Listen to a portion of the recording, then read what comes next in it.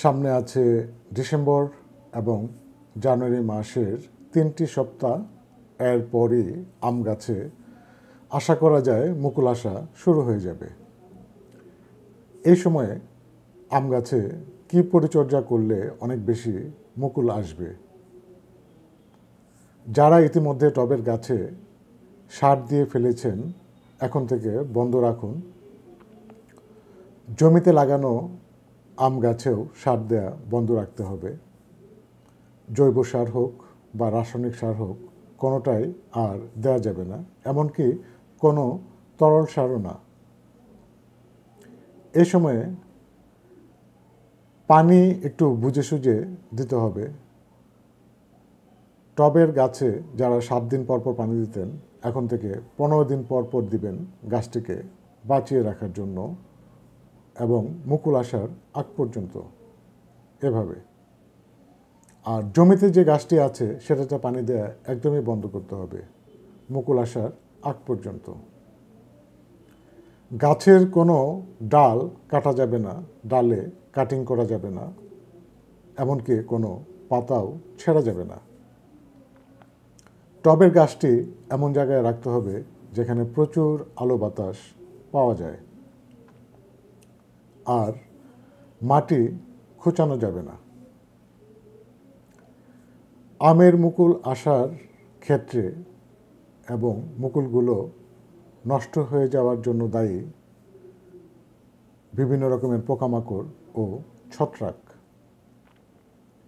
আপনি যদি আম গাছের পাতায় কালো কালো স্পট দেখতে পান, অথবা আমের ডালের মাথায় যে অংশটি দিয়ে মুকুল বের হয় সেই অংশটি যদি কালো দেখতে পান, তাহলে বুঝবেন ছত্রাক দ্বারা আক্রান্ত হয়েছে।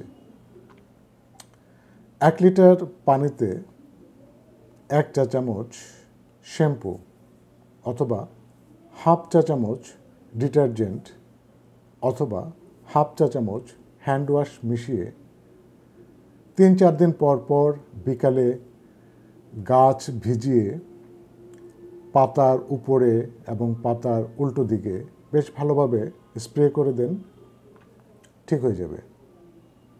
অথবা কার্বেন্ডাজিম গ্রুপের ছত্রাকনাশক বা ম্যানকোজেব গ্রুপের ছত্রাকনাশক 2 গ্রাম 1 লিটার পানির সঙ্গে মিশিয়ে 3-4 দিন পর পর গাছে স্প্রে করে যান, ঠিক হয়ে যাবে।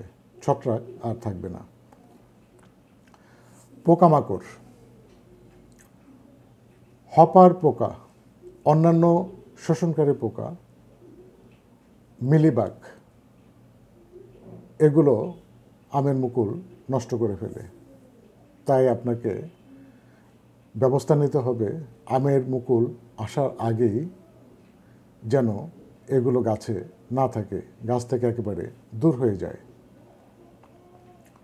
পোকামাকড় এবং ছত্রাক একই সঙ্গে গাছে না রাখতে চাইলে প্রতিরোধমূলক ব্যবস্থা হিসেবে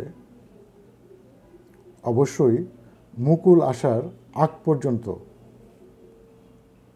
আপনি কার্বেন্ডাজিম অথবা ম্যানকোজেব গ্রুপের ছত্রাকনাশক 2 গ্রাম,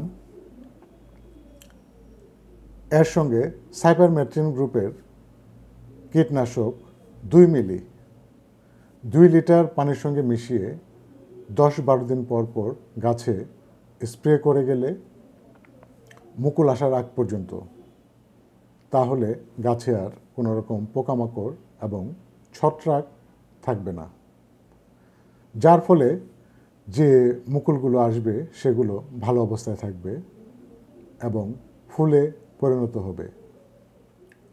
অনেক বেশি মুকুল যেমন আসবে, তেমনি অনেক বেশি ফুলও পরিণত হবে।